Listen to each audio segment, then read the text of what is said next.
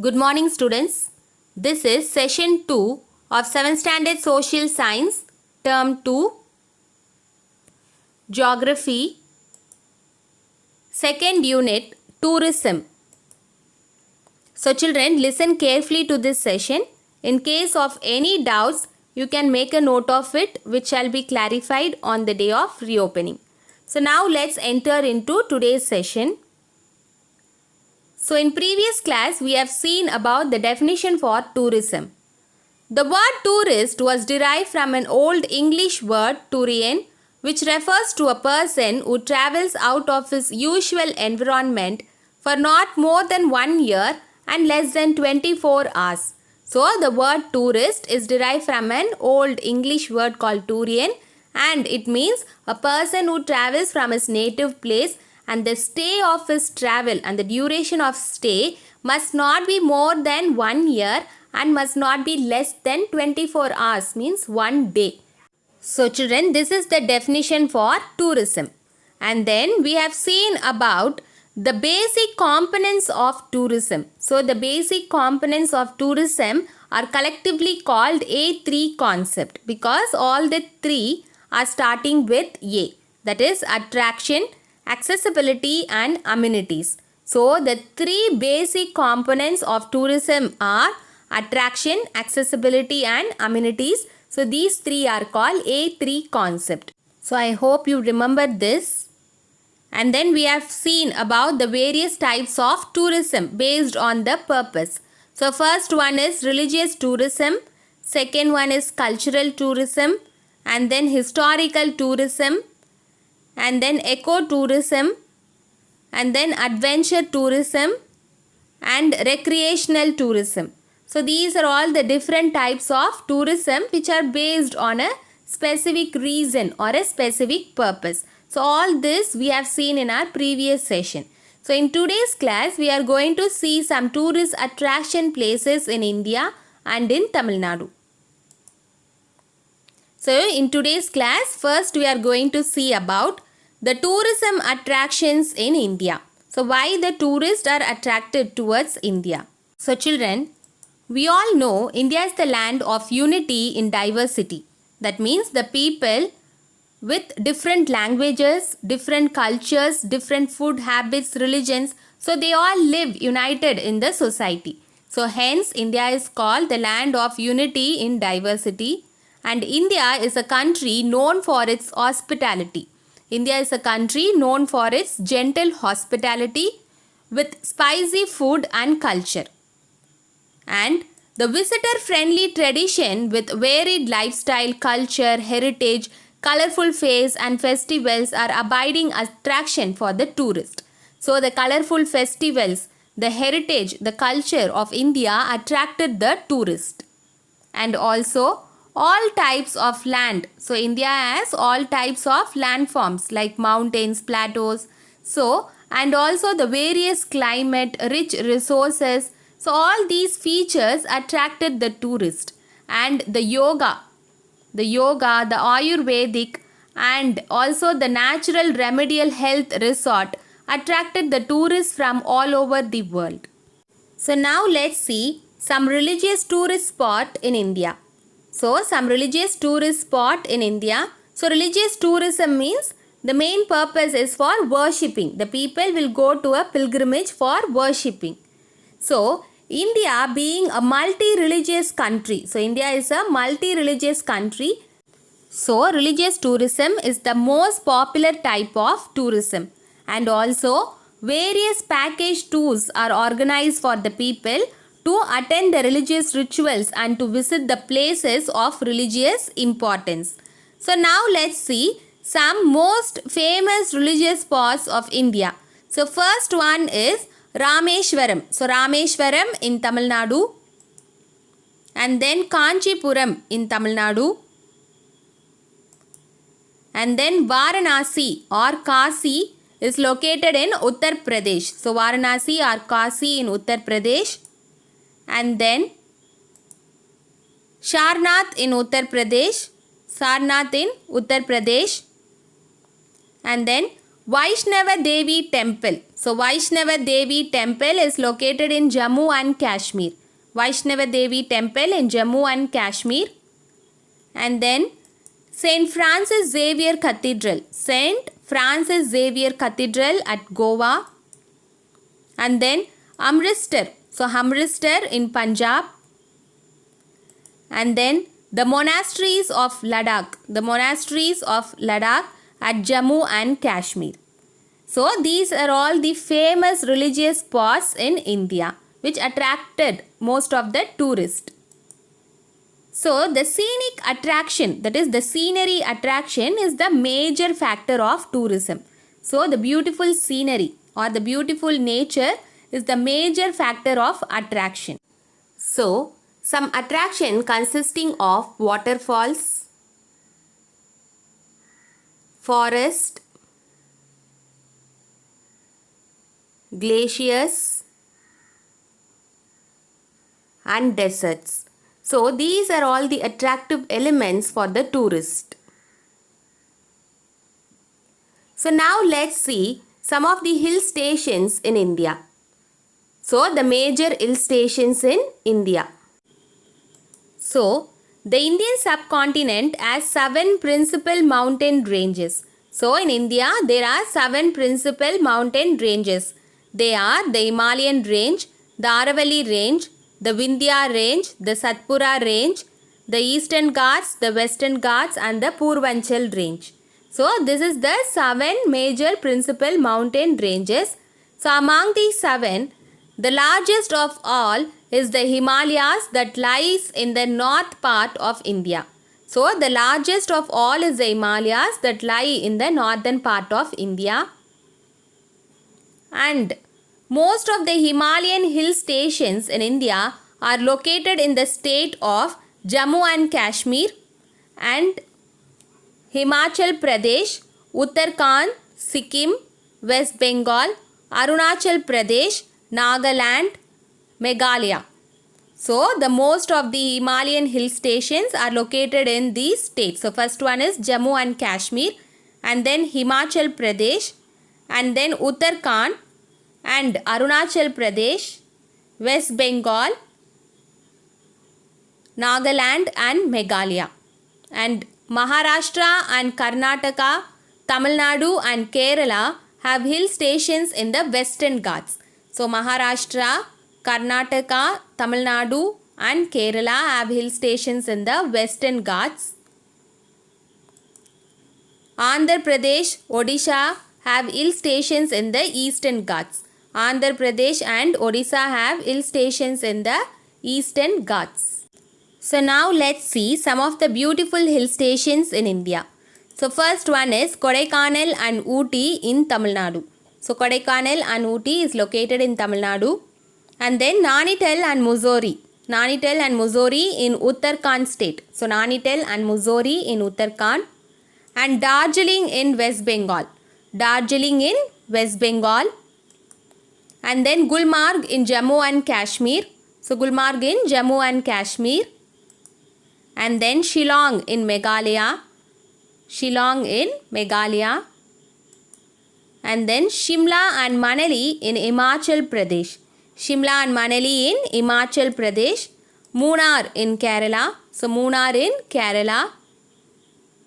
And then Gangtok in Sikkim. So Gangtok in Sikkim. So these are all the beautiful hill stations in India. So these are all the beautiful hill stations in India. So children, this is the map of the major hill stations in India. Gulmarg, Manali, Shimla, Mussoorie, Nainital, Mount Abu in Rajasthan, Satpura, Ooty, Kodaikanal, Munnar, and then Cherrapunji, Shillong, Darjeeling and Gangtok. So these are all the major hill stations. So have a look at this map in page number 150. So now let's see the waterfalls in India, the major waterfalls in India. So in India, there are many spectacular and wonderful waterfalls covered by dense forest and huge walls of rock and green trees. So the waterfalls are one of the major element for attraction the tourist, for attraction of the tourist. And the waterfalls are, some may be seasonal or some may be perennial. So let's see some of the waterfalls in India, some of the amazing waterfalls in India. So first one is Talayar waterfalls. So first one is Talayar waterfalls. So it is also called horsetail type, located in Dindigul district of Tamil Nadu. So the Talayar waterfalls is also called horsetail type of waterfalls, and it is located in Dindigul district of Tamil Nadu. So it is looking like a horse tail. And then the Jog waterfalls. So the Jog waterfalls, it is also called segmented waterfall. So the Jog waterfall is also called segmented. So it is like a segments. So the three segments is Raja, Rani and Thunder. So it is located in Shimoga district of Karnataka. So the Jog waterfalls, it is also called segmented falls, and it is located in Shimoga district in Karnataka. And then Hokenekal waterfall. So Hokenekal waterfalls, it is the tallest plunge type of waterfall, and it is situated in the East Khasi Hill district of Meghalaya. So Hokenekal waterfall is the tallest plunge type waterfall. It is situated in the East Khasi Hill district of Meghalaya. And the next amazing waterfall is Talakona waterfalls. It is the highest waterfall in Andhra Pradesh. A lot of medicinal herbs are seen around this region. So Talakona waterfalls is located in Andhra Pradesh, and it is the highest waterfall in that state, and lot of medicinal herbs are found in that region. And then the Adirampalli waterfalls. So Adirampalli waterfalls is located in Kerala. The Niagara of India. So the Adirampalli waterfalls is called as the Niagara of India, and it is located in Thrissur district of Kerala. It is located in Thrissur district of Kerala. So now let's see some of the wildlife and bird sanctuaries in India. So the major wildlife and bird sanctuaries in India. So the India possesses a wide range of forest and grassland. So in India we have a wide range of forest and grassland, and diversity of these lands makes it one of the hotspot for flora and fauna. So flora means plant species, fauna means animal species. So hence we have a wide range of forest and grassland. It is a living place for lot of animals and plant species. So the dense and dark forest of Indian states provides suitable habitat for a wide and a unique variety of animals and birds. So this dense and dark forest in India, it provides a habitat. So habitat means a living place for a unique variety of animals and birds. So variety of animals like lions, tigers. Hence the dense and dark forest provided a living place for a lot of plant and animal species. So now let's see some of the major wildlife sanctuaries in India. So first one is Mudumalai Wildlife Sanctuary is located in Tamil Nadu. The animals found are tiger, elephant, bison and deer. So Mudumalai Wildlife Sanctuary is located in Tamil Nadu. Animals are tiger, elephant, bison and deer. So the next national park is Kaziranga National Park is located in Assam. So Kaziranga National Park in Assam, and the major animal in this reserve is deer and also tiger and buffalo. So tiger, deer and buffalo. So next one is Ranthambore National Park is located in Rajasthan. So Ranthambore National Park is located in Rajasthan, and the animal is tiger. And then Kanha National Park. So Kanha National Park is located in Madhya Pradesh, and the main animal in this reserve is swamp deer. And then the Sundarbans. So Sundarbans is located in West Bengal, and the main animal is Bengal tiger. So Sundarbans National Park in West Bengal, and the animal is Bengal tiger. And then the Gir National Park. So Gir National Park is located in Gujarat, and the animal is lions. So Gir National Park is for lions. And then Bhadra Wildlife Sanctuary. So Bhadra Wildlife Sanctuary in Karnataka. So Bhadra Wildlife Sanctuary is located in Karnataka, and the major animal is gaur and then leopard. So gaur, leopard and then bison. So the next national park is Periyar National Park. Periyar National Park is located in Kerala, and the main animal is elephant and deer. And then Corbett National Park. So Corbett National Park is located in Uttarakhand. So Corbett National Park is in Uttarakhand, and the animal is tiger. So these are all the major wildlife sanctuaries in India. So now let's see some of the bird sanctuaries in India. What are the bird sanctuaries located in India? So first one is Kudangulam Bird Sanctuary is located in Tamil Nadu. So Kudangulam Bird Sanctuary in Tamil Nadu. And then Kumarakom Bird Sanctuary in Kerala. Kumarakom Bird Sanctuary in Kerala. And then Bharatpur Bird Sanctuary in Rajasthan. Bharatpur Bird Sanctuary in Rajasthan. And then Mayani Bird Sanctuary. So Mayani Bird Sanctuary in Maharashtra. And then Uplapadu Bird Sanctuary in Andhra Pradesh. Uplapadu Bird Sanctuary in Andhra Pradesh. Nal Sarovar Bird Sanctuary in Gujarat. Nal Sarovar Bird Sanctuary in Gujarat.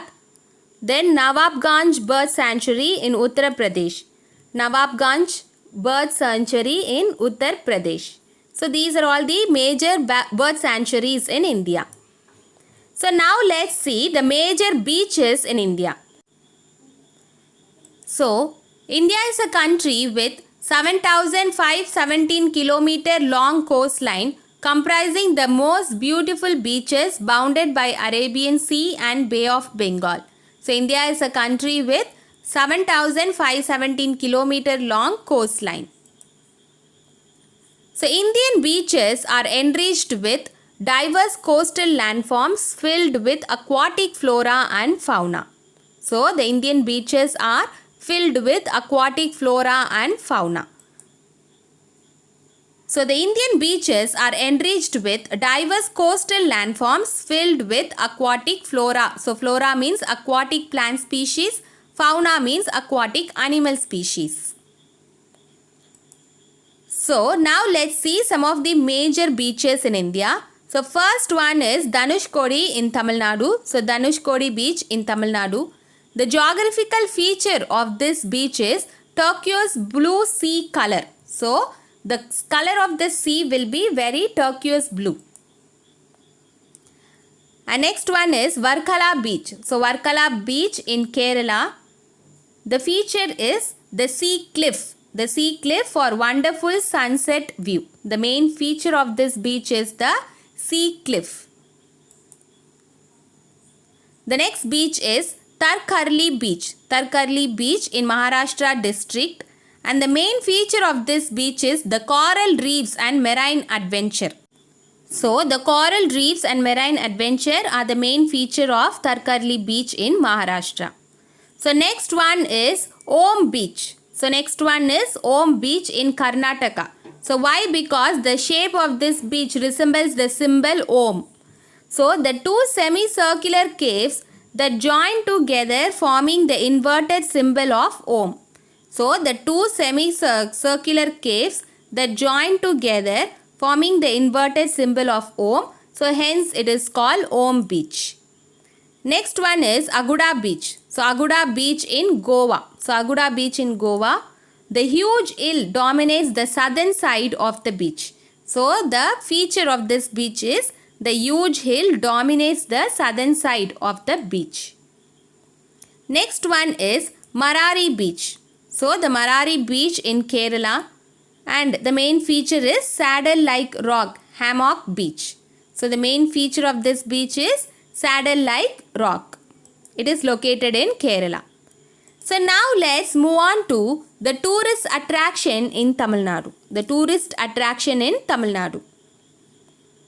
So Tamil Nadu has various tourist attractions like religious, spiritual retreat centers, beaches, hill stations, waterfalls, wildlife, and art, culture, architecture, crafts, heritage monuments, etc.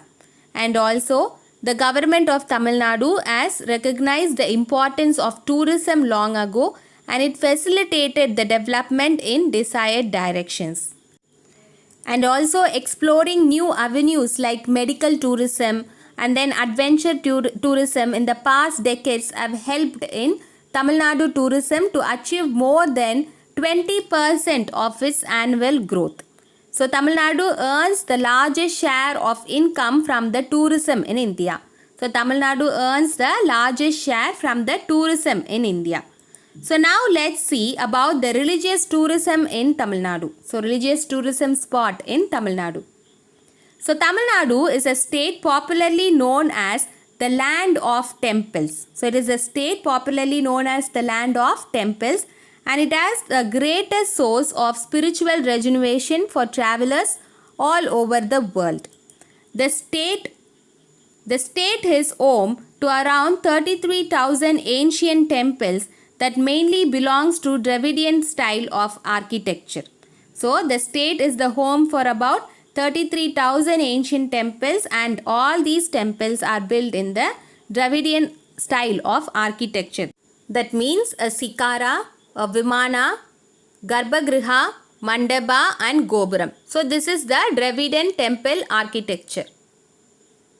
And some of the world-renowned religious destinations in Tamil Nadu are Tanjavur Big Temple. So Tanjavur Big Temple, and then Madurai Meenakshi Temple, and Rameshwaram Ramanatha Swami Temple, and temples of Kanjipuram district, and Belangani Mada Church, Nagur Dargah. So these are all the famous religious spots in Tamil Nadu. So I hope you are clear with this. So now let's move on to the hill stations in Tamil Nadu. So the major hill stations in Tamil Nadu. So Tamil Nadu, being situated in the southern end of the western and eastern Ghats, is the home for several hill stations. So Tamil Nadu, being situated in the southern end of the western and eastern Ghats, it's a home for several hill stations. That means it has several hill regions. So let's see some of the hilly regions. So first one is Ooty. So Ooty is called Queen of Hills. And then Erkard. So Erkard is also called Lake Forest or Poor Man's Ooty. So Erkard is also called Lake Forest or Poor Man's Ooty. And then Elagiri. So Elagiri has 14 hairpin bends. So that means it has 14 bends like this. So Elagiri is also called 14 hairpin bends. And next one is Kodaikanal. So Kodaikanal is called Princess of Hill Station. And then Kotagiri. So Kotagiri is also called Green Hills. So Kotagiri is also called Green Hills. Next one is Veliyangiri Hills. So Veliyangiri Hills is also called Kailash of the South. Next one is Kolli Hills. Kolli Hills is a motor-able terrain with 70 hairpin bends. So like this 70 bends will be there. So it is called Kolli Hills. Next one is Anamalai Hills, which is also called Top Slip. Anamalai Hills is also called Top Slip. Next one is Megamalai. Megamalai Hills is also called High Wavy Mountains. So Megamalai Hills is also called High Wavy Mountains. And next one is Javadi. Javadi is called Nature's Heaven. So Javadi is called Nature's Heaven. So these are all the famous hill stations in Tamil Nadu. So now let's see the waterfalls in Tamil Nadu. So the famous waterfalls in Tamil Nadu. So the mountains and rivers of Tamil Nadu combined together created many amazing waterfalls. So the waterfalls in Tamil Nadu has several natural wonders and medicinal herbs, hence it attracts many tourists. So now let's see some of the major waterfalls in Tamil Nadu with their geographical location. So first one is Hokenekal Falls. So Hokenekal Falls, it is a beautiful waterfall located in Dharmaburi district. Hokenekal Falls is located in Dharmaburi district. So next one is Kumbakarai Falls. So Kumbakarai Falls is located in river Pambar, cascades to form this fall at the foothills of Kodaikanal in Theni district. So Kumbakarai Falls is located in Theni district. Next one is Monkey Falls. So Monkey Falls, this waterfalls lies on Hanamalai Hill range in Coimbatore, surrounded by evergreen forest. So Monkey Falls, this waterfalls lies on Hanamalai Hill range in Coimbatore district, surrounded by evergreen forest. So next one is Kiliyur Falls. So next one is Kiliyur Falls. It is located in Shervarayan Hills of Eastern Ghats. So it is located in the Shervarayan Hills of Eastern Ghats. So next one is Kutralam. So Kutralam Falls is located in Tirunelveli district and it is known for its medical spa. So Kutralam Falls is located in Tirunelveli district and it is known for its medical spa. So next one is Agaya Gangai. So Agaya Gangai waterfall is located in Puliyacholai on Kolli Hills in the Eastern Ghats of Namakkal district. So Agaya Gangai is located in Puliyacholai on Kolli Hills in the Eastern Ghats of Namakkal district. And next one is Suruli Falls. So Suruli Falls is also called Cloudland Falls. So Suruli Falls is also called Cloudland Falls or Megamalai Falls and it is located in Theni district. It is located in Theni district. So now let's see some of the wildlife and bird sanctuaries in Tamil Nadu. So wildlife and bird sanctuaries in Tamil Nadu. So the wildlife sanctuary in Tamil Nadu include the bird sanctuaries and national parks. So the Tamil Nadu is also well known for diverse natural heritage that it possesses. So hence the tourists are highly excited about the wildlife tour across the state. The total area of Tamil Nadu is approximately 1,30,058 square kilometer, that is 17.6% of the land area comprises of thick forest. So 17.6% of the land area is comprised of forest. So now let's see some of the wildlife sanctuaries in Tamil Nadu. Some of the wildlife sanctuaries in Tamil Nadu. So first one is Mudumalai Wildlife Sanctuary is located in Nilgiris district. So Mudumalai Wildlife Sanctuary is located in Nilgiris district. So next one is Mundandurai Wildlife Sanctuary is located in Tirunelveli district. Mundandurai Wildlife Sanctuary is located in Tirunelveli district. The next one is Point Calimere Wildlife Sanctuary in Nagapattinam. So Point Calimere Wildlife Sanctuary in Nagapattinam. So next one is Indira Gandhi Wildlife Sanctuary in Coimbatore district. Indira Gandhi Wildlife Sanctuary in Coimbatore district. Then next one is Kalakad Wildlife Sanctuary in Tirunelveli district. Kalakad Wildlife Sanctuary in Tirunelveli district. So these are all the major wildlife sanctuaries in Tamil Nadu. So now let's see some of the bird sanctuaries in Tamil Nadu. So first one is Vetangudi Bird Sanctuary in Sivagangai district. So first one is Vetangudi Bird Sanctuary in Sivagangai district. So the next one is Karaivetti Bird Sanctuaries in Ariyalur district. Karaivetti Bird Sanctuary in Ariyalur district. So next one is Vellode Bird Sanctuaries in Erode district. Vellode Bird Sanctuaries in Erode district. And finally Vedandangal Bird Sanctuaries in Kanjipuram district. So Vedandangal Bird Sanctuary in Kanjipuram district. So this is the Tamil Nadu map for the wildlife and bird sanctuaries. So have a look at it. It is in the page number 156. So now let's move on to some of the national parks in Tamil Nadu. So what are the national park in Tamil Nadu? So first one is Gindi National Park in Chennai. Gindi National Park in Chennai. And next one is Gulf of Mannar Marine Park in Ramanathapuram district. Gulf of Mannar Marine Park in Ramanathapuram district. And next one is Indira Gandhi National Park in Coimbatore district. Indira Gandhi National Park in Coimbatore district. So next one is Mukurthi National Park in Nilgiris district. Mukurthi National Park in Nilgiris district. And finally, Mudumalai National Park in Nilgiris district. Mudumalai National Park in Nilgiris district. So these are all the national parks in Tamil Nadu. So now let's move on to beaches in Tamil Nadu. So some of the famous beaches in Tamil Nadu. So Tamil Nadu being a coastal state in India which consists of several beaches. So since Tamil Nadu is a coastal state, it consists of several beaches. So some beaches are of historical importance and beaches are the lovely place to hang around with friends and family members. So now let's see the major beaches in Tamil Nadu.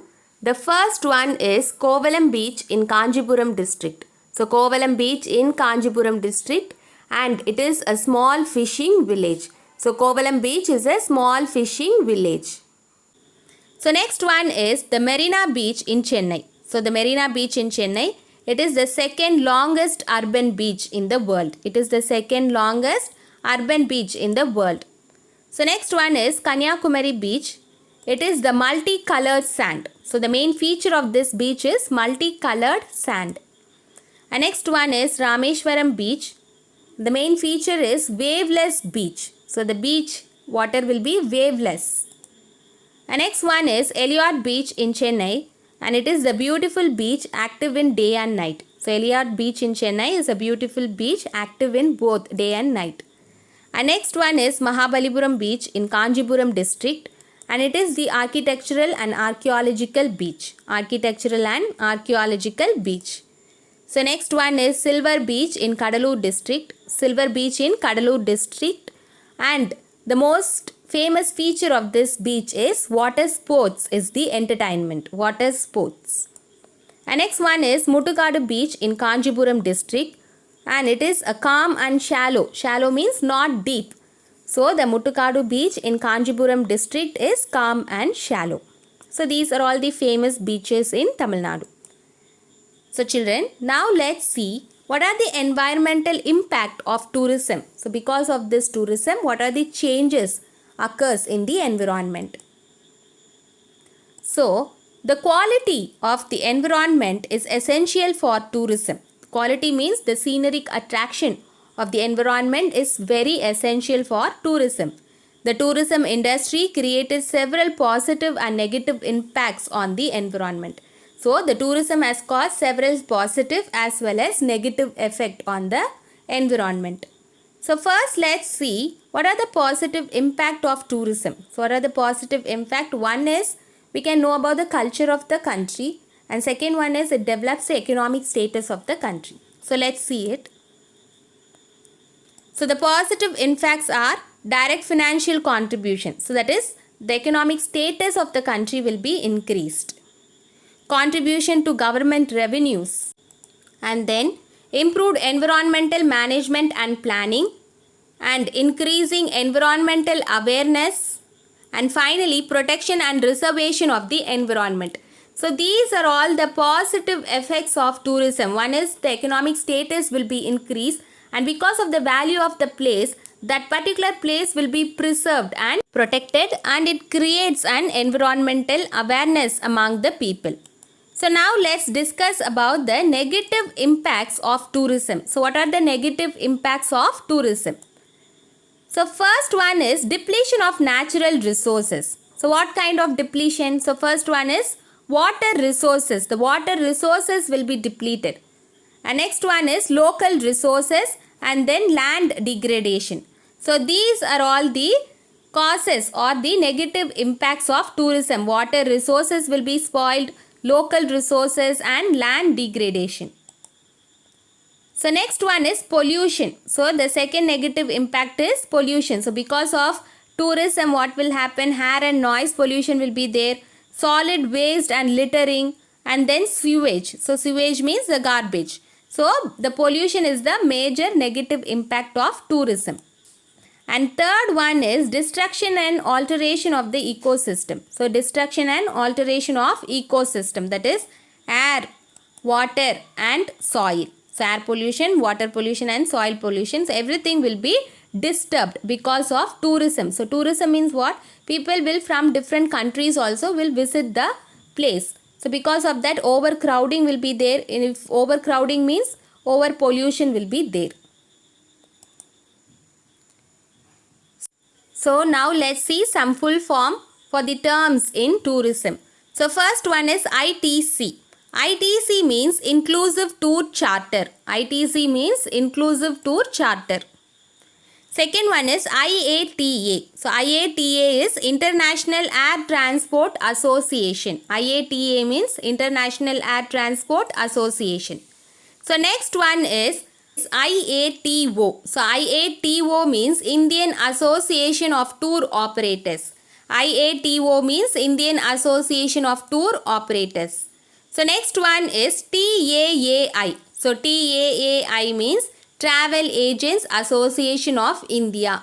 TAAI means Travel Agents Association of India. And next one is TTTHA. So TTTHA means Tamil Nadu Tour Travel and Hospitality Association. Tamil Nadu Tour Travel and Hospitality Association. So next one is TTDC. That means Tamil Nadu Tourism Development Corporation. TTDC means Tamil Nadu Tourism Development Corporation. So make a note of this. So children, we have come to an end of this session. So refer your textbook pages. So today's topic are covered from page number 149 to 157. So with this video, tourism lesson is completed. So now let's see some evaluation questions. So it's time for questions. So let's see some evaluation questions. In case of any doubts, you can go to the whole session video once again, or else you can refer your textbook. So the first question is, Surili Falls is also called as, second one, in which state is the Kaziranga National Park located? Third one, name any 5 hill stations in India. Fourth one, name any 5 beaches in Tamil Nadu. And finally, write briefly about the waterfalls in Tamil Nadu. So children, try to answer all these questions in the notebook which you are maintaining for social science. So with this video, the tourism lesson is completed. Thank you.